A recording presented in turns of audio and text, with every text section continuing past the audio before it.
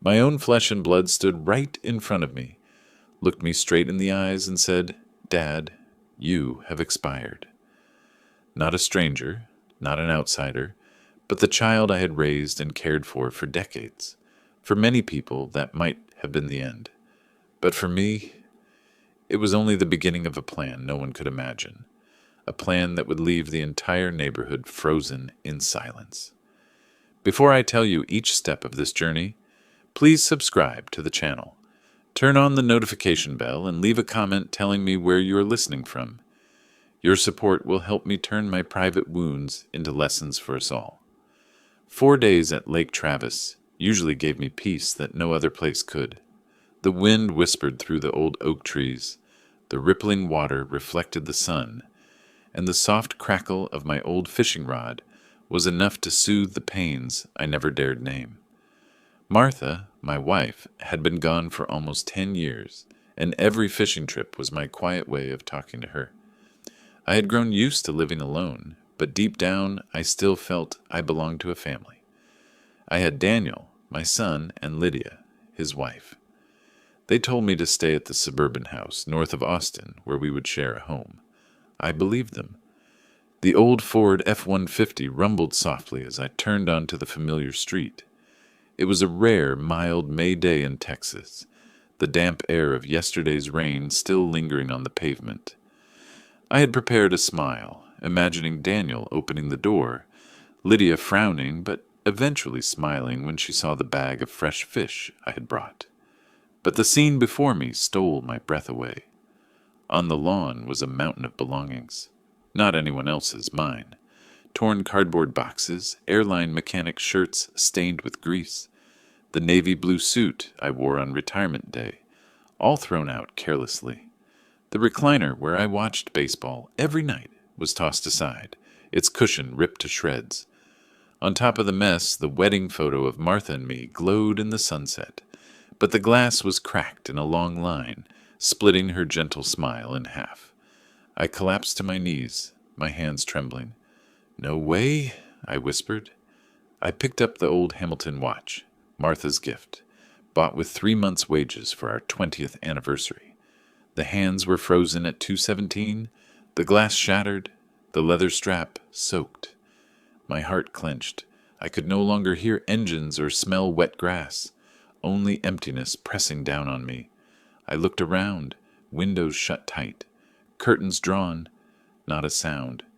But from the house next door I glimpsed a curtain shift, as if an eye had been watching. Then it snapped shut. No one came out, no words spoken. The silence chilled me. I dragged myself to the door, tried the key. It clicked, turned halfway, then stuck. I tried again. Nothing. I pushed harder, twisted, even pressed my ear as if listening for a secret. Useless. The lock had been changed. I bit my lip and called Daniel. 3 rings, then voicemail. I left a message. "Son, I just got home. All my things are outside. What's going on? Call me back now." I tried Lydia. Her cold message played. "You know what to do." Then silence. My breath turned into mist in the chilly evening. I looked up at the darkened windows around me. Not a word. The once familiar neighborhood now complicit, watching but too afraid to step forward. A broken fishing rod lay across the pile, the bent metal like a snapped bone. I had used it for 20 years. Now it was discarded like me. I pulled out a folding chair and sat in the middle of the wreckage. Darkness fell, the streetlight casting a sickly yellow glow over rain-soaked boxes. Houses around me lit up one by one. TVs, children laughing, pans sizzling. Only my house, the one I had paid to repair, the one I had covered every utility bill for, remained dark, like a fortress no longer mine. 42 years of marriage, 15 years of sharing a roof with my son and daughter-in-law, reduced to trash on the curb. I reached for my phone, ready to call the police, but my hand froze. This wasn't theft, wasn't burglary. This was betrayal, planned and executed. If I called, they'd tell me to go talk to my family. But what family was left? That night, I sat until the sky went black. Headlights swept past, Then a familiar Honda Accord stopped. My heart pounded. Daniel stepped out, shoulders heavy, eyes downcast. Lydia circled, her blonde hair glinting under the light, her face icy. "Son, what is this?" I pointed at the pile. "Why?" Lydia shrugged, setting grocery bags on the porch. "You have expired, Raymond. The mortgage is paid off. You're no longer necessary." I heard every word like shattering glass. "Not necessary?" Daniel avoided my eyes, hands buried in his pockets. "I'm sorry, Dad," he muttered, then fell silent. I watched the two people I had sacrificed everything for walk inside, slamming the door. A new key flashed in Lydia's hand before disappearing behind the door. I stood there, surrounded by trash, under the dim streetlight, but inside, something snapped awake. No more tears, no more begging, only a cold resolve. I sat back in the folding chair and pulled out my phone. The screen lit up, reflecting the deep lines on my face. I dialed a familiar number, not Daniel's, not Lydia's. A steady female voice answered, "Elaine Porter, law office. How may I help you?" I smiled faintly, my voice firm. "I need an urgent appointment about property ownership." I sat there among the boxes until the night settled in fully. The streetlight bathed the sagging cartons in yellow, as if mocking me for being thrown out of my own home. From across the street, the sound of a baseball game drifted. Commentators shouting, crowds roaring. But to me it was noise from another world, a world I was no longer allowed in. I couldn't take it anymore. My heart raced, replaying Daniel's bowed head and Lydia's cold stride into the house, leaving me in the battlefield of my memories. What suffocated me most was the silence of everyone else. They saw. I was sure they saw. So why did no one speak? I looked toward Howard Miller's house. Curtains shut, but dim light proved his TV was on. I rose, clutching Martha's shattered photo frame. The cracks slashed across her smile, just like my life. Split. Broken. I stepped onto the brick path, leaves crunching underfoot. 3 heavy knocks echoed against the dark wooden door. In that moment, the whole street seemed to hold its breath. I could feel eyes from behind hidden curtains. The door cracked open, revealing Howard's familiar but uneasy face. A 70-year-old retiree who pruned flowers and swept his yard daily. There was no way he didn't know what had just happened outside my door. "Howard," I said, trying to keep my voice steady, but it still trembled. "You saw it all, didn't you? Daniel and Lydia. They threw all my things onto the street and changed the locks. You saw it, right?" Howard licked his lips, his eyes darting somewhere over my shoulder. "Ray, I don't want to get involved in someone else's family business. Maybe it's just a misunderstanding. I'm sure they'll explain." "A misunderstanding?" I almost laughed. "You call 40 years of my belongings, dumped out, my wife's photo frame, my anniversary watch, my broken fishing rod, a misunderstanding?" Howard sighed. "Friend, I really wasn't paying attention. I was busy in the garden. Maybe." I cut him off, my voice like a blade. "Howard, you sit at that window every day. I know you saw. Do you remember last year when a delivery truck was parked wrong for an hour and you told me every detail? And now? This is 100 times bigger, and you claim you didn't see anything." The old man clicked his tongue, then pushed the door almost shut, leaving only a crack. "Ray, I'm sorry, but I advise you not to make a scene. In family matters, neighbors have no say." I looked straight into his eyes. In them I saw clearly, not blindness or indifference, but fear. Howard knew too much, and his silence wasn't accidental. The door closed, this time firmly. I stood there, gripping the photo frame so hard the cracked glass splintered deeper into my hand. Blood seeped out, staining the faded wedding picture a deep red. Martha still smiled gently in the photo, as if to remind me that this pain could not break me, but should push me forward. I turned back. The May night wind slipped through the oaks, carrying the dampness of old rain. The jumble of belongings lay still under the streetlight, silent witnesses to betrayal. I sat down on the folding chair and roughly bandaged the cut with my handkerchief. My phone buzzed with a new message from the insurance company, reminding me that the monthly homeowner's insurance premium had been withdrawn from my account. A payment I was still making for that house, for Daniel and Lydia. I gave a bitter laugh. So even after being thrown out, I was still quietly paying for their home. The night crawled by, each light flicking on and off. Each passing car made me look up, hoping Daniel would come out and explain. But that door stayed closed, cold and silent like a gravestone. Near midnight, I stood up. Inside me, there was no more confusion, only clarity.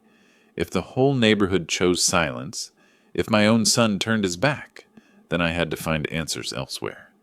I pulled out my phone and scrolled through my contacts. The name, Elaine Porter, attorney, glowed. I pressed call again, my voice hoarse but firm. Elaine, I want the earliest possible appointment. I need to know, legally, who that house really belongs to. On the other end, a calm voice replied, I'll schedule you for tomorrow morning. Please bring all related documents. I closed the phone, my eyes blazing in the dark. If Daniel and Lydia thought they could throw me away like an old object, they were wrong. The next morning in Austin was strangely bright, sunlight streaming through the window of the cheap hotel where I was temporarily staying. I had barely slept, just lay staring at the faded ceiling, my mind racing. Martha's cracked smile, Lydia coldly telling me I'd expired, and Daniel bowing his head in silent collusion looped through my head. Each time I closed my eyes, the anger flared hot, but at the same time, another thought crept in. The meeting with Elaine, that could be the way out. I gathered the files from the boxes, the old mortgage contract, property tax papers, last year's roof repair invoice, and even the photocopy of the homeowner's insurance policy from which I had just received the deduction notice. A lifetime in aviation had taught me to keep every document, no matter how small. Today, that carefulness was my only lifeline. Elaine Porter's office was in a small 3-story, red brick building near downtown Austin, neat and orderly. A polished brass plaque hung in the lobby. Porter and Associates, Family and Property Law. I walked in with a mix of strangeness and resolve. Elaine greeted me at the door of a small conference room. She was in her 50s, trim with short, silver-streaked hair, bright eyes, and a deep, warm voice. No pity, no distance, just the professionalism of someone used to facing lives that had fallen apart. Mr. Raymond Harris? She extended her hand. Please have a seat. Show me all the documents you brought.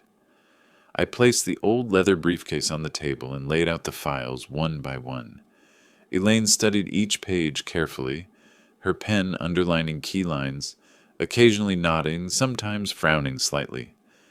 I sat silent, listening only to the rustle of paper and the tick of the wall clock. Each second dragged like a sentence. Finally, she looked up. Mr. Harris, there's a fact here that may surprise you. According to these papers, especially the deed and mortgage records, the house is entirely in your name.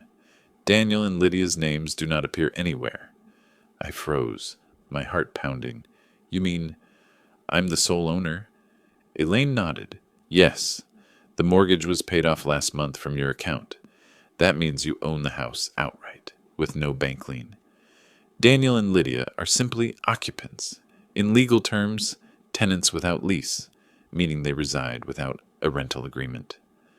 I gripped the arm of the chair. A wave of fury mixed with relief surged up. For 15 years I had thought I was the freeloader, that my son and daughter-in-law were generously sheltering me. In fact, they were the ones living off me, under my roof, on the payments I had carried. Elaine went on, her voice precise. You have 3 options. 1, demand they leave immediately. 2, file in court to begin formal eviction proceedings. 3, sell the house and they must move out. In every scenario, the rights are yours. I sat still for a moment, then let out a low laugh, part bitter, part lightened. They changed the locks. threw my belongings out, never knowing they had no legal right to be there. Elaine nodded, her eyes sharp. I've seen many bitter family cases, but this one is unique. Mr. Harris, if you wish, I can start the process this week. But you must be prepared. They will fight back. Those who have exploited you won't give up easily. I exhaled, looking at Martha's photo in my wallet. She still smiled, as if agreeing. I whispered, Martha, this time I won't stay silent. I looked up at Elaine. Let's begin. I want them to understand one thing. I'm not an expired object. Elaine closed the file, her eyes glinting with resolve. Then as of today, Mr. Harris, the game changes. Leaving the office, I stood in the blazing Texas sun, feeling my heart lighten after months of wait. Daniel and Lydia thought they had erased me from their lives. They didn't know I was preparing to take everything back, with the law, with the truth, and with the years I had built it all. Driving away, my phone buzzed nonstop. Missed calls, Daniel, voicemails, Lydia. I didn't answer, not yet. Let them worry a little longer. In the rearview mirror, my face was lined, but my eyes were strangely bright. I had found my weapon, and this time I would use it to the end. That afternoon, I drove toward the suburbs, but did not turn onto the street where the house stood. I no longer called it home. Instead, I turned toward a short-term rental on the south side of Austin. A one-bedroom apartment, plain white walls, cheap furniture, but I felt an odd peace. For the first time in years, I could choose my space without walking under Lydia's scrutinizing gaze. Elaine had set me to return to her office the next morning. When I arrived, she presented a thin but powerful packet: the eviction complaint, the ownership certificate, and a detailed plan. Mr. Harris, she said, steady and low, you have absolute rights, but I advise you to proceed step by step. First, send a notice to vacate, requiring them to leave within 30 days. After that, if they refuse, we file suit. At the same time, you can choose to sell the house to increase pressure. I nodded. I want both. Send the notice now, and prepare to sell. Elaine looked me in the eye. Then I'll refer a trusted broker, Sandra Lee. She can put the house on the MLS within 72 hours. That afternoon, I met Sandra at her office in the Domain. A woman in her 30s, gray suit, sharp eyes. She opened her laptop and moved quickly through the details. 4 bedrooms, 2 bathrooms, big backyard, quiet neighborhood. Market value is around $480,000. If you want a fast sale, I need to shoot photos now and upload to the MLS within 72 hours. I nodded. Do it. I want them caught off guard. Sandra hesitated. But there's a problem. You said the locks were changed. If I bring a photographer and we can't get in, it'll be a mess. The room went quiet. I clenched my hand. Lydia's new locks were a declaration. I had no place in my own house. Elaine folded her hands, calm but firm. Mr. Harris, you are the lawful owner. You have the right to enter. But to avoid conflict, I advise you to go with a local officer and a locksmith. Once the officer confirms your ownership documents, you can open the door legally and allow the broker to photograph. That way, Daniel and Lydia can't countersue for trespass. I sat up, heat spreading through my chest. For the first time in years, I didn't feel like an outsider. I would walk through the door they thought was sealed, openly and lawfully. Sandra smiled slightly, a spark of challenge in her eyes. Then I'll schedule photos for early next week. You bring the papers, and I'll come along. And if they're there, all the better. Let them see it with their own eyes. I stood, gripping the ownership file. In my head, I could see Daniel and Lydia opening the door to find me, back with an officer and a broker. There would be no room for excuses. Stepping out of the office, I looked up at the Austin sky. The sun was setting, staining the brick buildings red. I knew the real fight was only beginning. On Monday morning, I arrived at the old house just as the clock struck 8. Sandra arrived with a young photographer carrying a tripod and lenses. A patrol officer was already waiting after Elaine had arranged the documents the day before. I stood at the curb with the ownership packet in hand, feeling as if I were about to enter a courtroom on my own front step. The locksmith pulled up in a white van marked Austin Locksmith Service. He looked at me, then at the officer. The officer nodded. Mr. Harris is the lawful owner. He has the right to enter. The drill and picks clicked and clacked like a drum roll. Then the front door swung open. The smell of old wood and familiar laundry detergent drifted out like a breeze touching memory. I stood still for a breath, seeing dinners with Martha, hearing little Daniel's footsteps in the hall. Then Lydia's cold toss of my belongings flashed in my mind and pushed me forward. Sandra directed briskly, "Living room first, then the kitchen, then the primary bedroom. We need natural light. Open all the curtains." Windows creaked, and morning light flooded the rooms. The camera snapped. Each corner was captured. Each click felt like a marker. This house was mine again, not a fortress for traitors. Tires screeched outside. A Honda Accord jolted to a stop, the door slamming. Daniel stepped out, face pale. Lydia followed in a hurried nightgown, hair in disarray. "What is this?" she shouted. "Who allowed you in?" The officer straightened, voice clear. "The owner did. Mr. Raymond Harris is the sole lawful owner. Here are the documents." He held up a copy of the deed. Daniel froze, eyes darting, then met mine. "Dad, what are you doing? This is my house." I looked straight at him, voice even. "No, Daniel, it has never been your house. Every document bears my name.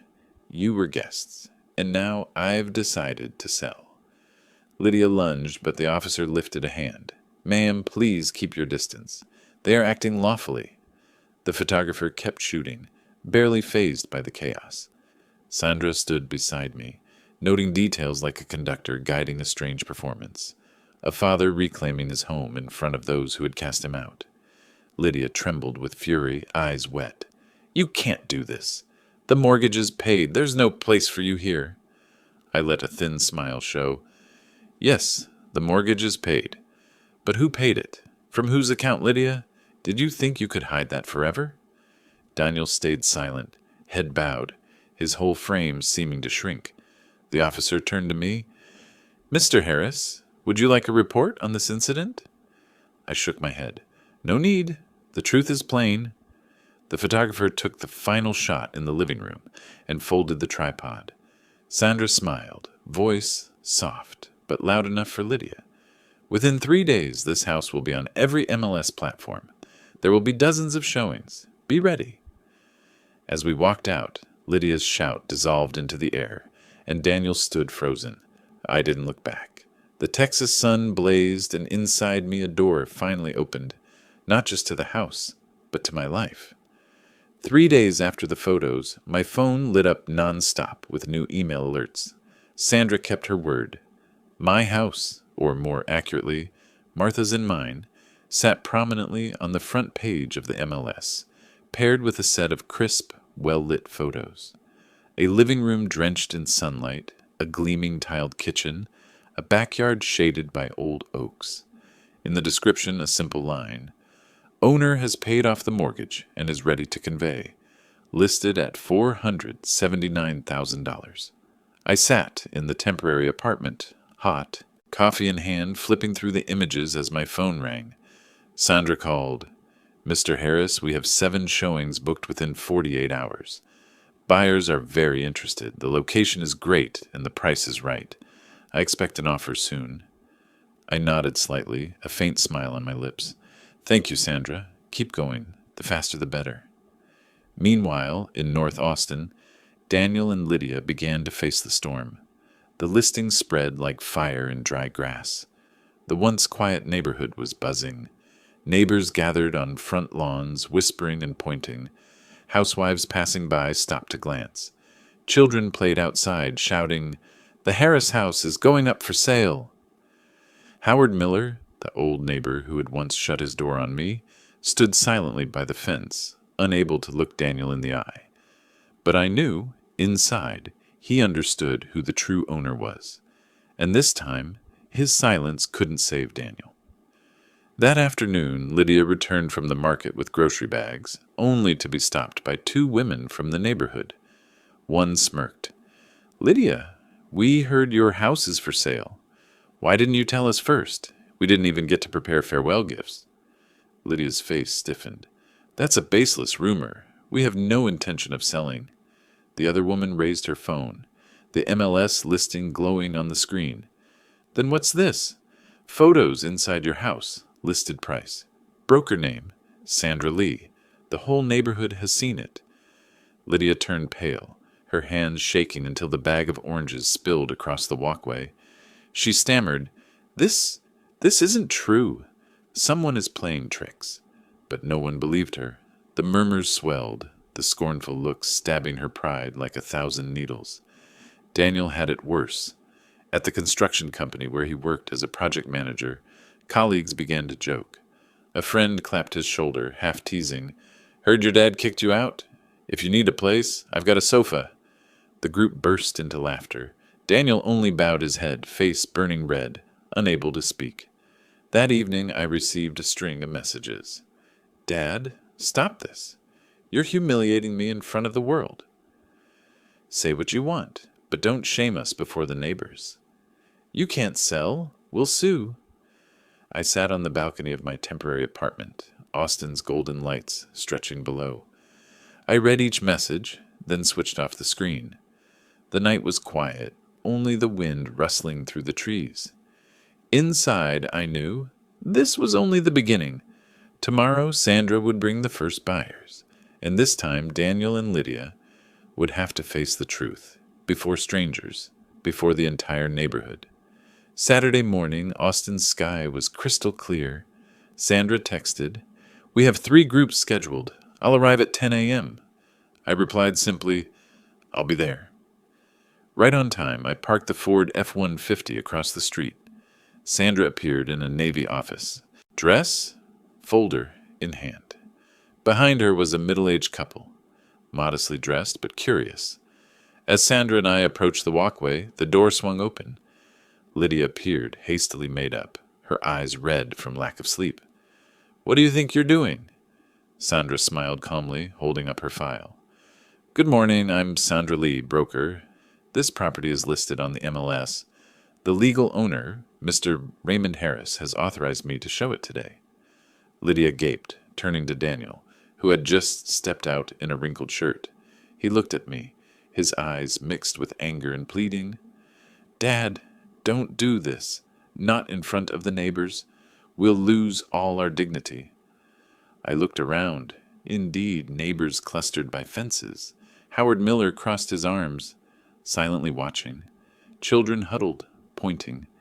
I sighed, but my voice was calm. "Dignity isn't something I took from you. You lost it the moment you threw me out." Sandra gestured to the buyers. "Please come in."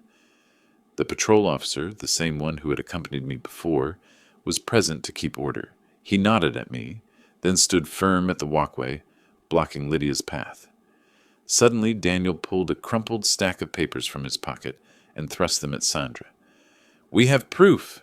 The electric, water, and internet bills have been in my name for 8 years. This is our house. No one has the right to sell it." Sandra didn't flinch. She flipped through the pages, then shrugged. "Mr. Daniel, utility bills do not prove ownership.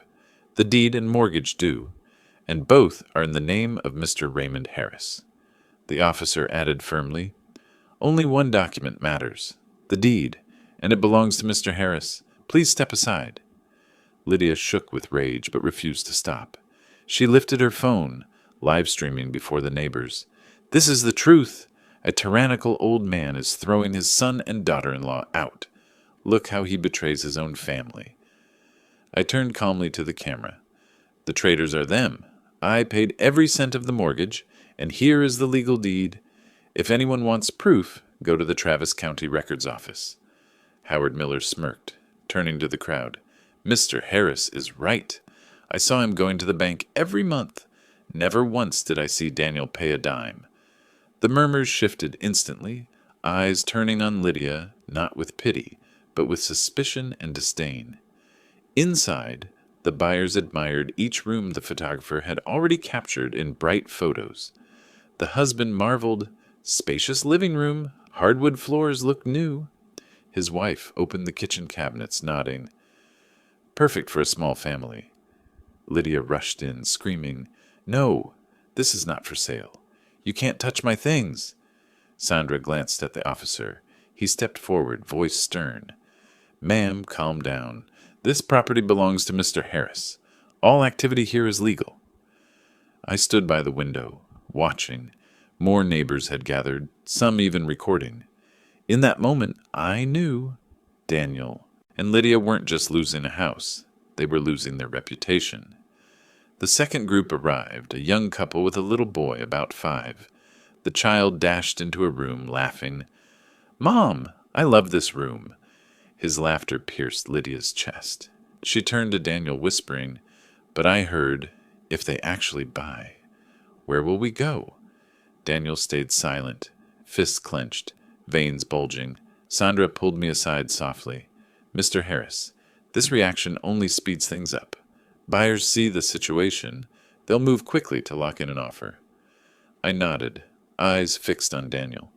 My son stood in the house I built, yet had no authority. He looked like a stranger, forced to the sidelines of his own life. By noon, after the last group left, Sandra closed her folder, a faint smile. "I expect at least 2 offers this week," Lydia cried out, her voice breaking. "You can't do this to us. You're Daniel's father." I turned back, my eyes steel. "It's because I'm Daniel's father that I will no longer enable a betrayer.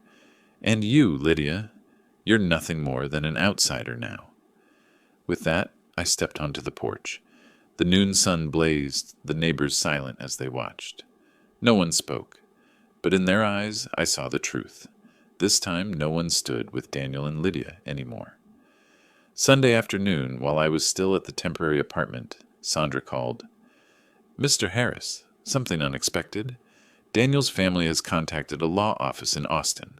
They sent me an email demanding we halt the listing, claiming the house belongs to Daniel." I frowned, my voice dry. "All right, let's see how far they can take it. I'll call Elaine." Elaine Porter answered after 2 rings, her tone sharp and steady, as always. "Raymond, I just received a copy of that so-called legal demand. Don't worry, it's so weak it collapses with a single rebuttal." Monday morning, I walked with Elaine into the glass tower office where Daniel's lawyer was waiting. Sitting in the conference room, I watched Daniel and Lydia walk in, followed by a middle-aged man in a gray suit who introduced himself as Victor Delgado. Victor dropped a thick folder on the table. "Mr. Harris, my clients, Daniel and Lydia, have proof that this house is not yours alone. First, all utility bills are in Daniel's name. Second, they have a handwritten affidavit stating you gifted the house to them back in 2018. Lydia lifted her chin as if victory were certain. Daniel kept his head down, but I saw his hand tremble under the table. Elaine calmly opened her own folder. She slid one document to the center. "Here is the deed, the certificate of ownership. Only one signature, Raymond Harris. No Daniel, no Lydia." Victor raised his brows, struggling to look composed. "But the utility bills," Elaine cut in, her voice like steel. "Utility bills are not ownership. Even tenants can have their names on them. My client allowed his son to handle bills for convenience. That never transferred ownership." Lydia's face drained of color, but she still pushed. "What about the affidavit? He told us many times this was a family home." Elaine smirked and tapped the page Victor had brought. "This is handwritten. No notary, no legal stamp. It has value only in your imagination. Texas law does not honor casual promises when a valid deed and mortgage exist. Mrs. Lydia, what you have only proves that my client was generous, and that you exploited it." The room went taut like a drawn wire. Daniel finally looked up, lips shaking. "Dad, do you really want to drag this to court? Do you want to make the family a circus for the press?" I locked eyes with him. "Son, the press only cares when there's a scandal. And the scandal isn't from me. It's from the moment you threw me out. Lydia slammed her hand on the table, shouting, "We took care of you for years. You owe us." Elaine responded evenly, "I have bank statements from Mr. Harris. Every mortgage, every property tax, every insurance premium, all debited from his account. Who owes whom? The records answer that." Victor began to sweat, realizing he had been hired to defend a lost cause. He closed his file, voice strained. "In this case, I advise my clients to consider settlement outside of court." Lydia glared daggers at him. Daniel slumped lower, shoulders caving. Leaving the office, I exhaled as Austin's hot wind struck my face. Elaine walked beside me, her folder clutched tightly. Her voice was low but firm. "Raymond, today they played their strongest card and lost badly. Now the sale is clear. All they have left is to cry and beg." I nodded. Inside there was no joy, only the coldness of a father bearing the last of his trust in his child. But that coldness hardened into strength. I would see this through. 3 days later, Sandra texted, "Mr. Harris, check Facebook and Nextdoor right now. Daniel and Lydia are live streaming, telling people you're stealing your son's home." I opened my phone. Lydia's face appeared, mascara streaked, tears streaming. "Daniel cared for his father his whole life, fed him every day, and now he throws us out into the Texas heat. Look, we have nowhere to go." Beside her, Daniel kept his head low, his voice trembling. "My father? He doesn't see me as his son anymore. He wants to sell the house where my mother once hung the curtains, set the dinner table. Who would do that to their own blood?" Thousands of comments scrolled. "Poor kids. That old man is cruel. Who throws out their own children?" My jaw tightened, exactly as Elaine warned. When they lose in law, they'll play to emotion. That afternoon, I drove back to the neighborhood. A group of neighbors clustered outside, murmuring. A woman pointed at me. "Mr. Harris, did you really throw your son out?" Before I could answer, Lydia rushed out, phone streaming live. "There he is, the father who betrayed his own blood." Voices rose in a swell. Daniel stood at the door, gaunt but still trying to sound righteous. "Dad, stop the sale. If Mom were alive, she'd never allow this." I drew a long breath. Before dozens of eyes, I pulled out a stack of papers from my case. My voice was steady and loud. "Neighbors, I won't argue with tears. Here is the deed, the ownership certificate. Here are bank statements, every mortgage, tax, and insurance payment, all from my account. Not 1 cent from Daniel or Lydia." Elaine, by my side as if rehearsed, added, "You see it yourselves. Their words are only emotional appeals. But law is ink on paper, and every document proves this house belongs solely to Mr. Harris."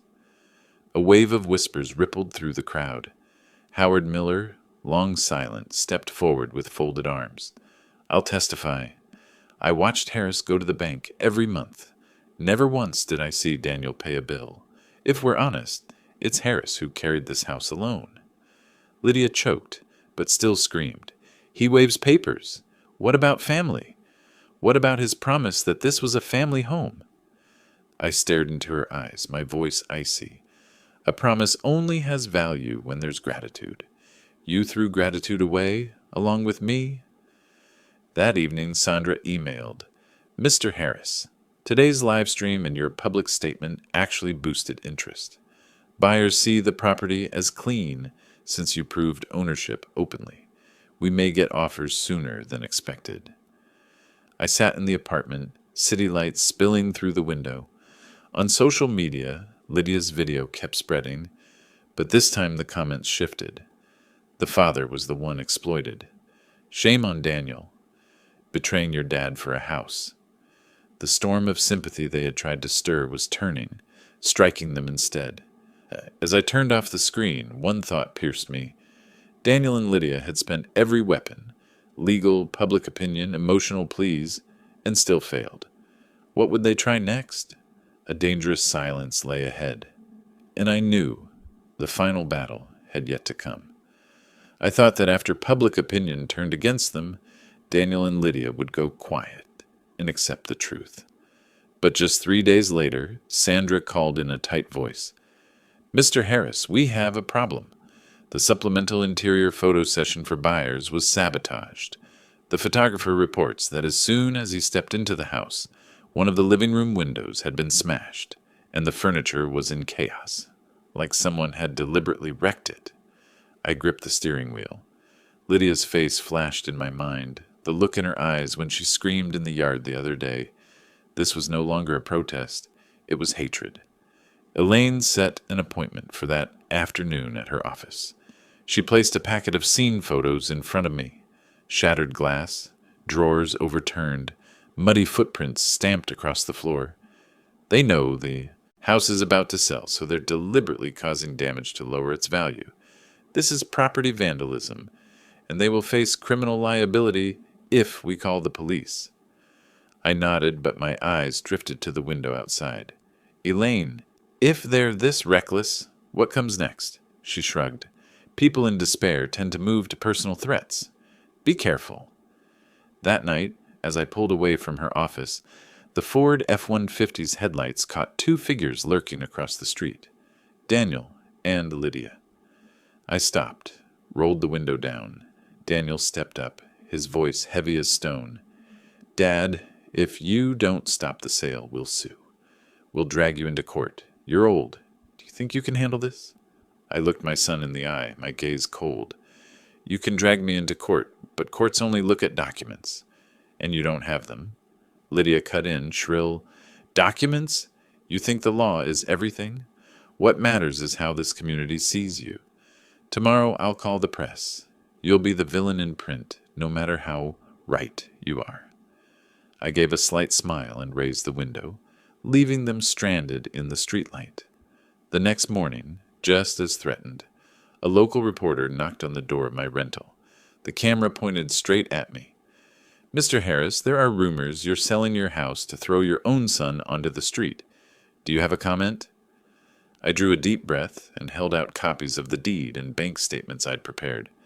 "This is the truth. I'm not throwing anyone out. I'm protecting the property I worked 40 years to earn." The reporter looked momentarily surprised, then nodded, thanked me, and left. I knew Lydia's public opinion gambit would backfire again. In the afternoon, Sandra called once more, anxious. "Mr. Harris, the first buyers just sent a serious expression of interest, but they want assurance the property isn't tied up in any legal dispute." Elaine joined on a 3-way line. "I'll file for a court order confirming your title so everything is crystal clear. Once that order is in place, Daniel and Lydia won't be able to keep stirring up trouble." That evening I sat in the apartment and opened my phone. The voicemail was crammed with messages from Daniel, now pleading, threatening. One stood out.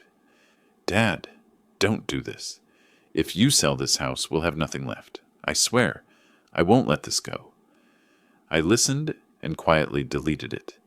Inside me there was no more trembling, no more torment, only a cold certainty. The betrayers had stepped onto the path of their own ruin. I would let them walk it to the end. On Thursday, I stepped into Elaine's office to find her frowning over a printed email. "Raymond, Daniel, and Lydia have filed an emergency objection with the county court. They're asking to halt the sale, claiming a title dispute. It's just a stalling tactic, but it could delay us a few days." I gave a thin smile. "Delay doesn't change the truth, but I doubt they'll stop there." Sure enough, that night, I returned to the apartment to find the door jimmied. My heart pounded as I stepped in. The file box with deed copies and statements had been rifled. Papers scattered across the floor. I exhaled when I saw the master packet safe inside the portable lockbox I'd bought last week on Elaine's advice. A scrap of paper lay on the kitchen table, scrawled in red marker, "If you sell the house, you'll lose more than that." The handwriting was jagged, but I knew it, Lydia's. The next morning, Elaine and I reported it to the police. The detective shook his head. "Clearly a targeted break-in. Fortunately, your evidence is intact. We'll open an investigation." Elaine was calmer than ever. Raymond, this only tips the scales further our way. Once the court hears about their vandalism and break-in, any shred of public opinion advantage evaporates. Meanwhile, Sandra brought unexpected news. Mr. Harris, that young couple sent an official offer. They're willing to pay full market value and wire the earnest money immediately to secure the house. I nodded, but a bad feeling stirred. If Daniel and Lydia heard, they wouldn't quit. That afternoon, right on cue, Daniel called, his voice hissing through the line, "Dad, don't sign. If you dare sell, we'll take this to national television. You'll be paraded and laughed at by the whole country." I paused, then answered, "Son, I used to protect your image, but you threw it away the day you changed the locks and tossed my things out. Your image is no longer my responsibility." I hung up. That night, alone in the apartment, I remembered when Daniel was little. I'd come home from a shift, clothes still greasy with machine oil, and he'd sprint to the door, eyes shining. "Dad, you're the greatest. When I grow up, I'll take care of you and buy you a bigger house so you won't struggle anymore." I hugged him tight and believed those childish words were my future. Now that same child left a cold threat on my voicemail. In that moment, I understood. Those promises had turned to smoke, and father-son love had died the day they changed the locks. Near midnight, Elaine called, steady and firm. "Raymond, I filed for a judicial confirmation of title. We have a hearing tomorrow. Prepare yourself. This will be the finishing move." I set the phone down and sat in the dark. Outside, Austin's lights gilded the glass towers. Only one thought remained. Tomorrow, everything would be decided. If Daniel and Lydia wanted recklessness, they would face the law, the truth, and the end they dug for themselves. That morning, Austin's sky wore a gray veil, as if the city itself held its breath for the verdict. I put on a deep blue suit and the tie Martha bought me for my 50th birthday. On the Ford F-150's back seat, the file rested squarely in the portable safe. Elaine sat beside me, her eyes bright with certainty. "Raymond, it ends today." The Travis County courtroom was packed. Daniel and Lydia entered neatly dressed but gaunt, avoiding my gaze. In the back row, I spotted several neighbors, Howard Miller among them. He dipped his chin to me, a silent show of support. The judge appeared and struck the gavel. "We'll begin." Daniel's lawyer, Victor Delgado, rose, stiff. "Your Honor, we contend that the residence at 1847 North Creek is a family asset. My client, Daniel Harris, has contributed by paying utilities and maintaining the household, and there was a promise of a gift from his father." Lydia bowed her head, dabbing fake tears. "We only want to keep our home." Elaine stepped forward and set the file before the judge, her voice a blade. "This is the deed.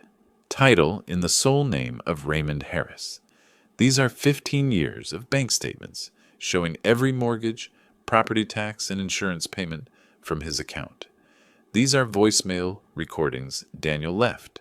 No claim of ownership, only threats. They didn't just fail to contribute, they vandalized, broke in, and left written threats." The room rustled. The judge flipped pages, frowned, then struck the gavel again. "By lawful documents, this property belongs to Mr. Raymond Harris. All objections are denied. Additionally, the alleged break-in and vandalism are referred to criminal authorities." Lydia broke into sobs and collapsed onto the bench. Daniel sat frozen, his face ashen as ash. Watching them, my heart felt heavy. There was no joy, only an irreparable loss. Outside the courthouse, reporters pressed in, microphones thrust forward. "Mr. Harris, any message for your son and daughter-in-law?" I paused, looking into the distance. "Once Daniel told me he would buy me a bigger house and care for me when I was old. Today, I don't need a bigger house. I only needed to know those promises were never true. I've learned that promises don't make a family. Gratitude does." The words hung in the air, and the crowd fell silent for a few seconds. That afternoon, at Sandra's office, I signed the sale contract. The young couple and their little child smiled with relief and put down the deposit on the spot. Sandra shook my hand and whispered, "You did the right thing, Mr. Harris. This house will hear laughter again." On my way out, I paused on the steps. For an instant, I thought I saw Martha there, with the same gentle smile. I gave a small nod, answering my late wife. I kept our legacy, and I learned to let go. Driving back to the apartment, my phone buzzed nonstop. Dozens of missed calls from Daniel and Lydia. I didn't answer. Outside, the sky had cleared, Texas sunlight pouring over the streets. In my heart, there was no anger, only a quiet peace. I knew an old chapter had closed, and I would go on, alone, but no longer lonely.